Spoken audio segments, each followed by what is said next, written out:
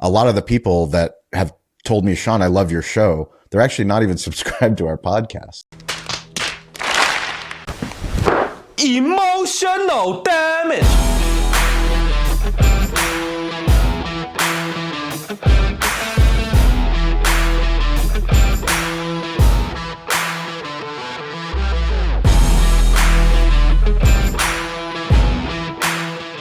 Welcome to Digital Hospitality. I'm your host, Sean Walchef. This is a Cali BBQ Media production. I'm really excited about today's episode. Thank you guys for tuning in. I have the CEO and co-founder of Meez, Joshua Sharkey. This is his first time on this show. Once I realized that, I'm like, Josh, how have I not gotten you on this show? If you're listening for the first time, we appreciate it. We believe that every business needs to be digital first, especially brick and mortar businesses like restaurants. We also believe that every business is in the hospitality business, whether they know it or not. We started this crazy show 7 years ago. When no one was listening and no one was watching. And now we're grateful that we have a community of people, business leaders, restaurateurs, sales professionals, technology professionals all over the world that tune into our show. So thank you. But Josh, welcome, man. Thanks for being here. Thanks for having me. Technically, I think I have been on this show in that you reposted the podcast our podcast. I did repost I reposted my appearance on your show. Well, let's start with that because we believe deeply. Obviously, I have my hat that says "Be the show, not the commercial." We believe in content. We believe in storytelling. We believe in H to H, human to human, and we tell lots of our friends that are technology founders the power of podcasting, the power of storytelling. You're one of the best. And I don't say that to blow up your ego, but you're really good at what you do. You're really good at asking questions to the guests that you have on your show, the Meez Podcast. Can you share why did you start the podcast and what's the ROI of podcasting for those that are listening and that are nervous about pitching the idea of podcasting to their board of directors or investors? Yeah. Well, first of all, thank you. I'm very humbled to hear that from Be Best, which is you. I appreciate that.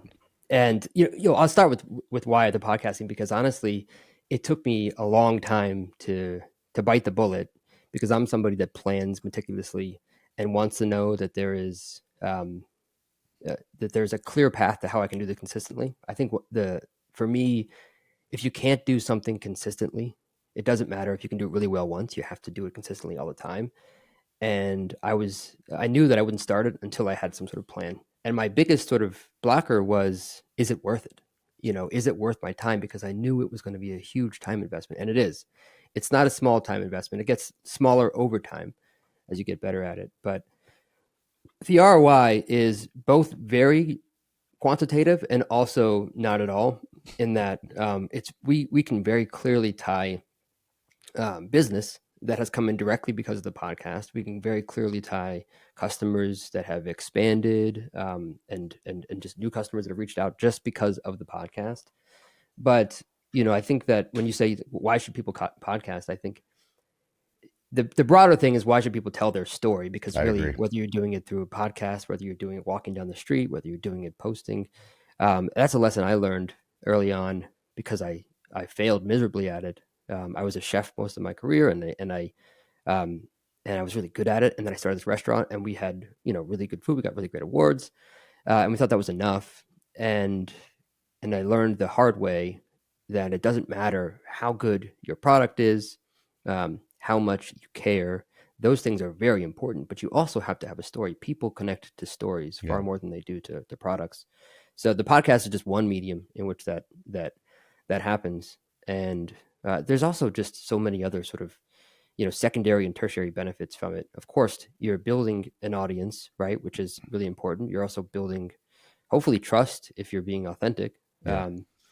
But you're also learning so much. You learn so much from every person that you get on there. You can ask, you get this sort of cheat code of how you get more people that you can ask questions to, whether it's people that you've never met before, or oftentimes in my case, it's friends of mine that because of our lives, we don't get to talk a lot. Correct. Where I can have them in a room and just ask them a bunch of questions that I might not have time normally, because when we're on a call, I'm asking about their kids or, their health or something. And we might talk about that. But I think it's invaluable. The impetus for why I started the Meez podcast, outside of just knowing that I think, we wanted to make sure that we could, start telling stories, was we do a team summit every year for Meez. My team is completely remote, so they're spread out across the world. And, we have, East Coast, West Coast, in the middle, down south. We have South America, all over. And so we fly everybody in from around the world, and we meet someplace. The first year was in New York. And a friend of mine, incredible chef named Wally Dufresne, spoke at that summit. And I wanted him to just talk to my team, mostly made up of technologists and product people and things. And of course, chefs. I wanted him to talk to them about innovation and creativity and the why behind it, and the how, and how he thinks, and his sort of thought process around what makes an environment in which you can be creative and innovative, and where where did he bridge art and commerce, where did that fail. And it ended up being this 2-hour talk, and it was really incredible. And every single person afterwards was like, oh my gosh, this needs to be a podcast. You have to podcast, you have to publish this. And so then we did.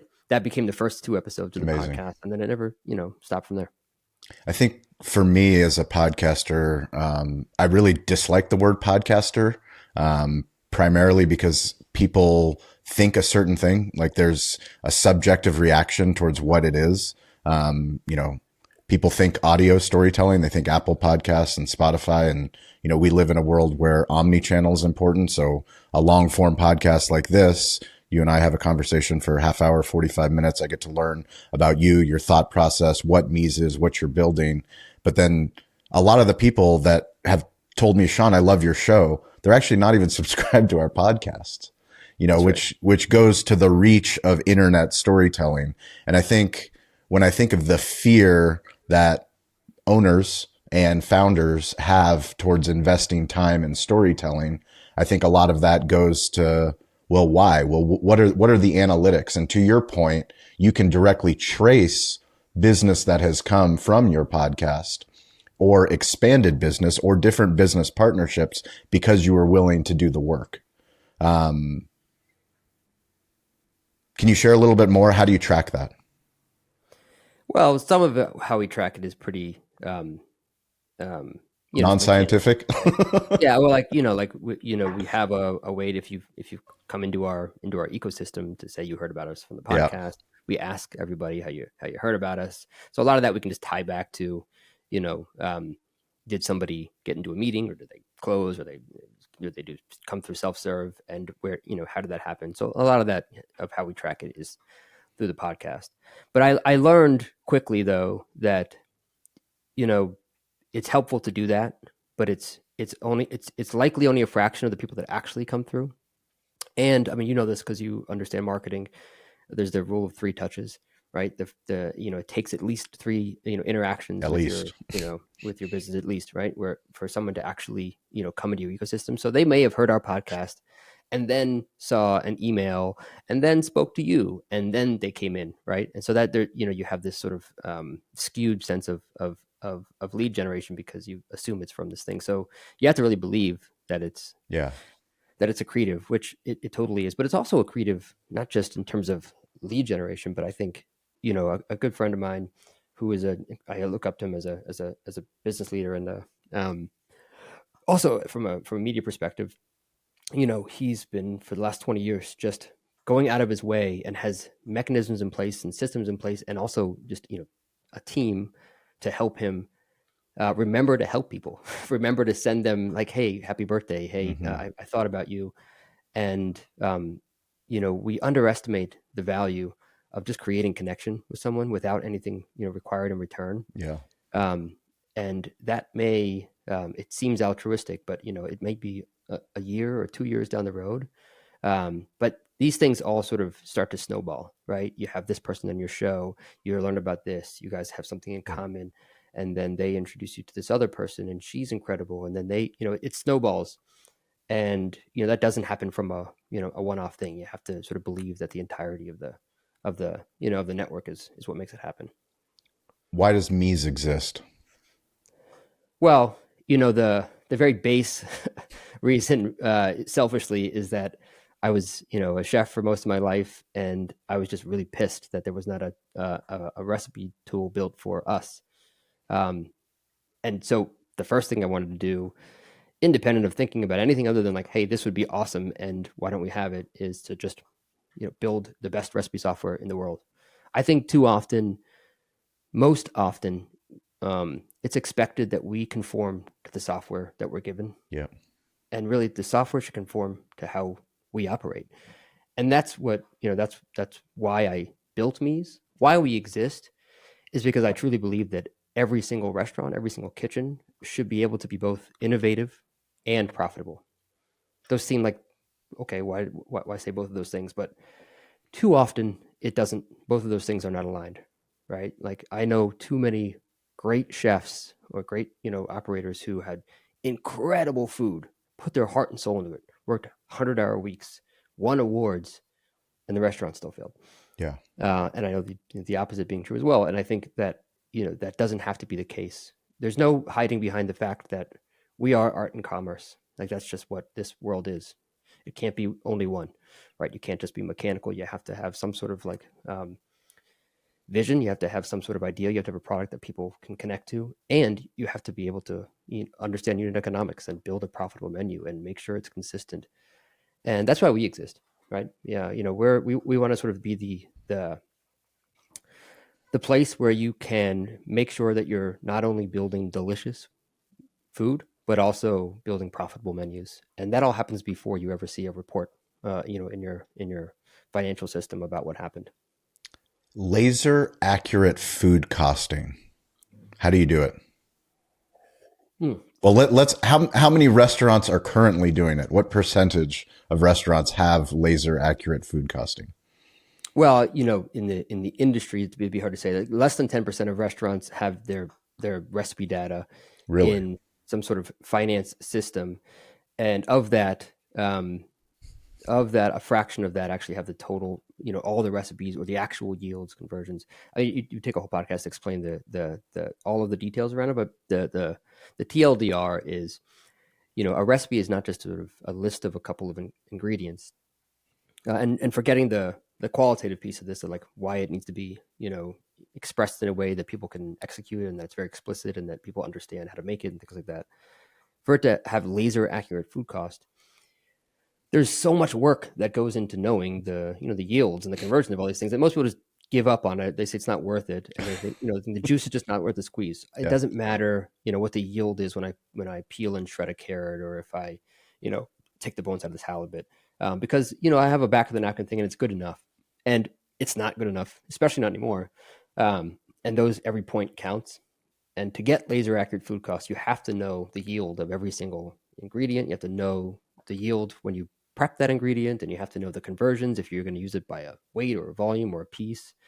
But nobody has all that information, and so everybody was just sort of building it themselves. So we centralized it. We spent many years, and we still sort of enrich this database of all that data, so that you just write half C carrot shredded, and however you want to write it, and we translate that into how you want to see it in a recipe, and in the back end make sure it's laser accurate. What's the most difficult part about building a restaurant technology company? Oh my God. I think it's a really great question. And I've learned so much over the last, 4 or 5 years. And I think the hardest thing, if I'm being honest, is for a very long time, I knew exactly what I wanted to build. And, it was just very clear for so long, here's what we're going to build, and we're going to keep doing this. And then you get to a point where you have thousands of people using this product, and you get to a point where then you can start to segment all those folks, and who's getting the most value, who's using it the most, how are they using it? And then you realize there's actually sort of orders of magnitude of opportunity of things that you can build. And which one do you build? And which one do you double down on? Which one do you sort of, dial back on? And obviously you have to have a clear vision in order to make those decisions, but knowing which things to build and where to, deploy your time and energy to make sure that you get that really, really tight so that it's defensible and that you're the best at it, that's really hard. It's really interesting. I just last week was in New York City at a Google event, restaurant specific Google event, and to hear from product managers at Google the challenges that they have when they're developing new products and essentially shipping them out to the world, hoping that us business owners are going to find the Google business profile specific tools that have been built for me. But then hearing, the rest of our friends, other podcasters, industry professionals, the Troy Hoopers of the world, also in there going, I had no idea that existed. And I'm also on the Toast customer advisory board, and a company like Toast that has, 175,000 restaurants. They have so many great products that they're developing, shipping out to the world. And how do you get that out to all of your customers in a non-annoying way? Yeah. People are really excited that you build something that's a new product. How do you get that out? How does Meez do it? Yeah. Well, we tried to ship early and get feedback. The one of the challenges in even just in a B2B space, but then if you think about a vertical B2B space like restaurants, it's restaurants a big industry, but it's actually somewhat small if you think about the opportunity of getting statistical significance of a thing that you want to release, right?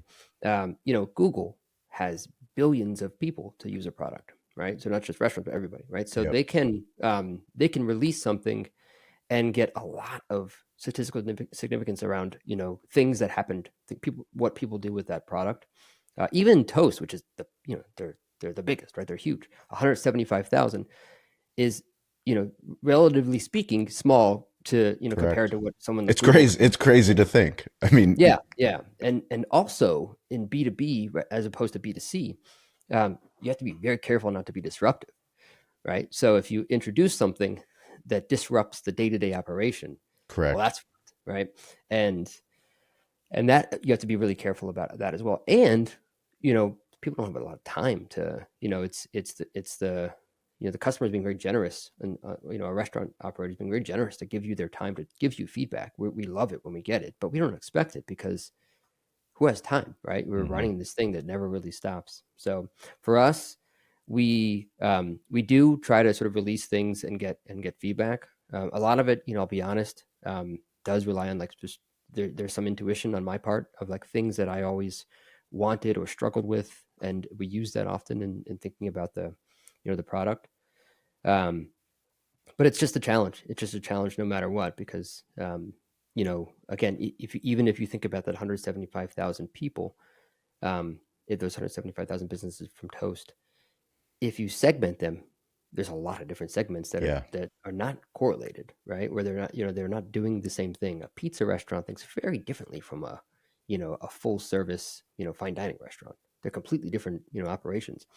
So you have to, you also have to segment, because you're going to get different insights that might skew, how you think about, updating the product.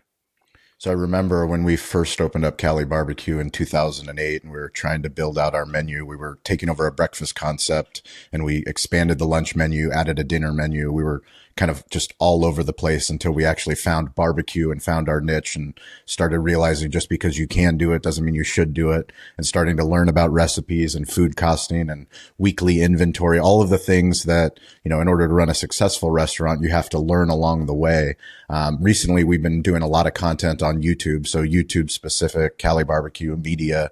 I just did a video about menu engineering, and I realized that I've learned a lot, but I also don't know a lot. You're the expert on menu engineering. Can you give me, from a basic level, a restaurant owner that's listening to this, that's just starting their restaurant, what do they need to know about menu engineering? Yeah. Well, first of all, I think the important thing is to remember that it's a verb, not a noun.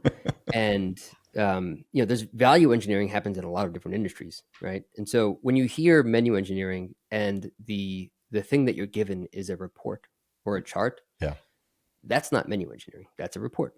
When you see, it's great to understand dogs and stars and which thing is driving the most revenue, which one's driving the most profit, which one is the best food cost.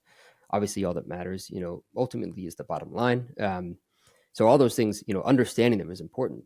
What you do with that information is the engineering piece. I think that's what we built, and that's how I sort of view menu engineering. Is after you have that understanding of like, okay, here's the weighted amount of everything you've sold based on, hopefully you have all your food costs from all your recipes and they're accurate. And so here's everything you've sold. Here's how much each of those things cost. From there, it's very powerful to understand, okay, what's my total theoretical food cost, right? And so this is the start of the menu engineering, right? Is you want to understand theoretically, if I wasted nothing in my entire operation and I was perfectly, portioning, what would my food cost be, right? So let's just say it's 25%, right? And that's because I sell, 18% of my sales is this item. That's actually a 18% food cost. And it's got a great, and you can understand where the drivers are. That's very important, right? And just knowing that and knowing the delta between your theoretical food costs and your actual food costs on a line item is really, really helpful. Incredibly helpful. Meaning, like, if you just think of like the top 10 items on your menu, top 10 ingredients that you use if you have all your recipes in, and theoretically, I was supposed to use 8,412 pounds of chicken thighs last week, and I ended up using 9,419. Well, which, by the way, happens all the time, especially at scale. It's a lot of money. So now you understand where there's this first piece of it is I look at a report and you can understand where am I falling short, where am I wasting, and then understand, of course, like why are you wasting and things like that.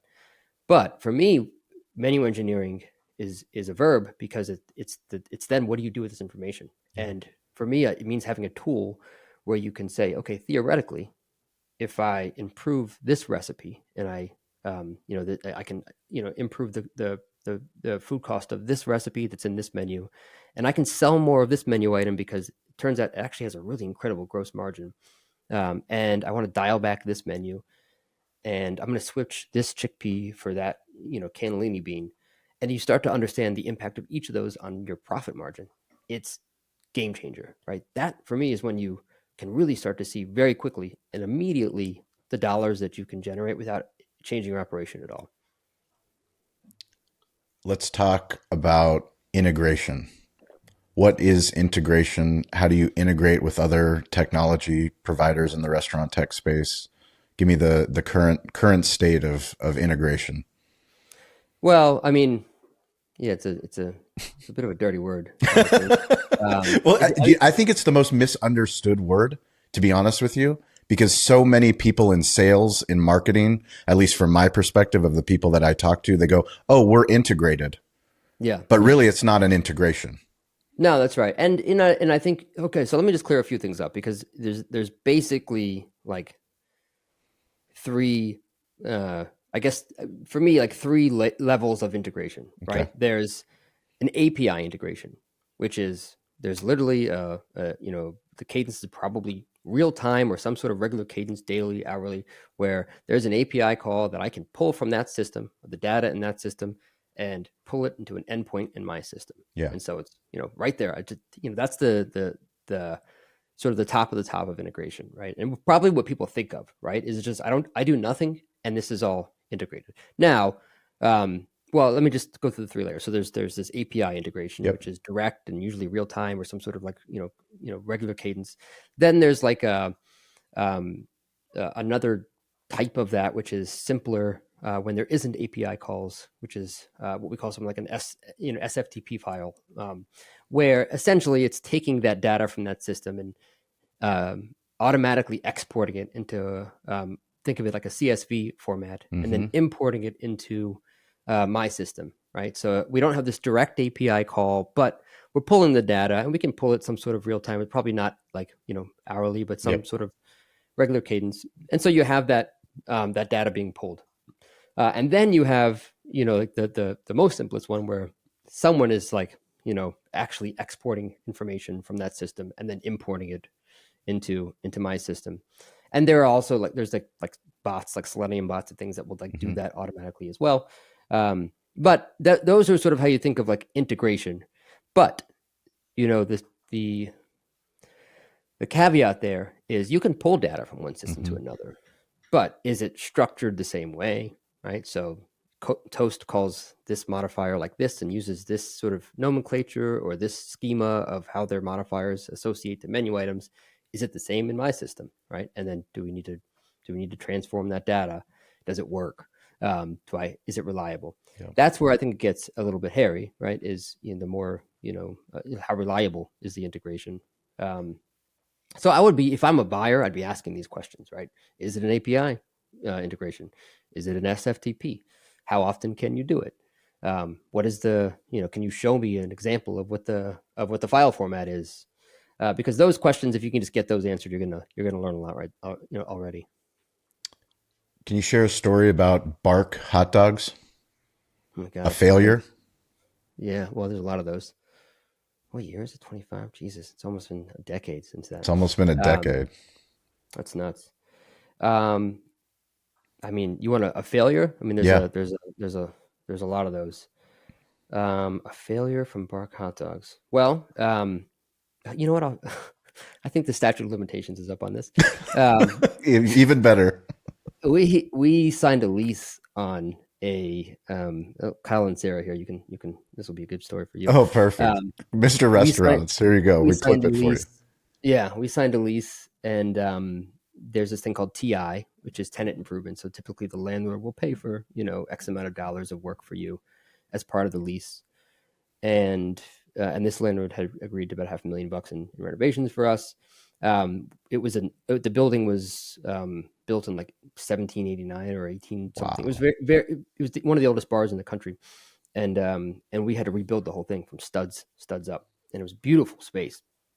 And we signed the lease, and it was about a year in, and the landlord still had not even started work. And we were like, "What's going on here?" And I can't believe I'm telling the story. I don't even know. I think I can say this now. You can say it. It's fine. But they just were like, no, we're not going to do it. They're like, but you can do it, and we'll pay. Hire your contractors, get them to do all the work, and then we'll pay you back. We had the contractors, we did the work. It was expensive build. It was if we had to pay that much, we never would have taken the space. Anybody renting, obviously, or signing a lease, there's like this AUV, and there's a math equation that you want to make of like over 10 years, how much revenue can you generate in the space, and what's the upfront cost. We wouldn't have done it. So we did the work, and then of course they never paid us. And then ouch. This can happen, by the way. They sued us because they could. They were a really big company and we were tiny, and they said, we know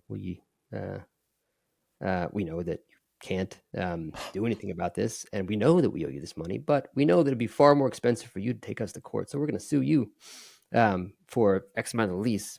We were like, we don't want to pay the lease, and we were stuck. We had like, oh my God, we had to pay these people for this thing, and we ended up leaving that space after like a year and a half there, and wow. Man, that was a big that was a big driver for me of like, I don't know about this. I'm sure you have chef friends, people that have reached out to you about things that people should know when opening up a restaurant. I mean, the list is infinitum. You can go on forever, but high level, what's the advice that you give them when they're opening up a new restaurant? Yeah, I mean, look, I think obviously the more you can mitigate risk with the right lease, I think obviously in the beginning is really important. The more you can, it depends on what you're trying to do. It depends on if your first restaurant versus like if you're on your 12th, yep. So if we just talk about your first restaurant, the less you can spend, the better. Just get open, understand what's the core of your concept, get open, start getting business in, get more business, get demand. And right. Then, when revenue is being generated, you can raise more money. You can take out loans, you can do a lot of those things, but the more money you put up front, the harder it is. And, typically you can sort of whittle down what you think you need in the beginning. Again, this is if you haven't opened one before for your first restaurant, the less you can spend, the better. Can you talk about mentors? Do you have mentors? How do you reach out to them? Do you have regular cadence that you meet with them? Yeah. Do you pay them? Because there's obviously mentors that we have that we reach out to that will respond to our text, take a phone call, take a Zoom, take a meeting. But do you actually have like a business coach or a business mentor that you pay? I have in the past, and it's been very helpful. It ends up being more therapy than anything else. We need therapy. It's Yeah, fair. Yeah. which is great, by the way. It really is. Business I mean, therapy is good. yeah, yeah. Founder therapy is a real thing. Unfortunately, a few of my mentors have passed away in the last Oh, few years. sorry to hear that. Three of the greatest chefs in the world, two of whom were close to mine, and one of whom was a mentor. All passed away in the last few years. I find honestly, like a lot of my close friends become mentors because we help each other, and I learn so much from them. And people that are in the trenches doing a similar thing that might be a little bit more ahead or even a little bit behind. I learned so much, and I think having that group of people that are on the same plight as you is just so valuable. I do think that there's there's certainly a value in hearing from folks that have been through this 100 times, and we have a lot of great investors and advisors that help with that. There is a bit of like once you're out of the trenches, it is a slightly different perspective. Some of that perspective is good, and some of it is it's funny. There's mistakes that we make or decisions that we make that are sort of objectively wrong, but in the moment they're actually the right decision. Yeah. They're things that you would never do again, but you had to do it at that time. So I do think that I say this, often that I don't take anyone's advice, but I index everyone's, and that's more true for those advisors than anybody else. So I was live streaming from our restaurant this weekend. Our team was doing the barbecue prep, getting ready for NFL Sunday, and we started talking, in the chat about what are things that we'll never do again as a restaurant. Like the things that we've put into the back of our mind. It was like we did the ladies' night special and we thought it was a great idea because the bar was slow and we wanted to bring, people into the bar, and we would bring men and women into the bar until we got sued for having ladies' night. Like we actually had a lawsuit that we had to settle. Wow. An ADA lawsuit that we had to settle, which was a very expensive lesson. Jesus. Yeah. Sorry, man. Yeah. Welcome to California. Might be better in New York. But what are the things? Give me one thing that you'll never do again. And I say never with a caveat of obviously we're in business and things change, but right here today, 2025, end of January, what's something that Meez will never do again that you tried? Oh, gotcha. I didn't know if you meant in a restaurant. No, you could go restaurant too, but because the first thing I can imagine in a restaurant is designing my own stainless steel pieces. I used to do it all the time. Did you save money? I'd saved a couple bucks, but in the long run, not at all. And it felt good. And I loved drawing exactly how I wanted it. And trash can would fit. And then I'm like, one, what the fuck am I doing? Why am I spending all this time trying to like someone does it way better. Yep. But it seems like that thing like, oh yeah, I could do this. Of course. Stainless steel. I got my stainless steel guy in Brooklyn. It's probably one of the worst things about restaurants is that we feel like we can do any of it.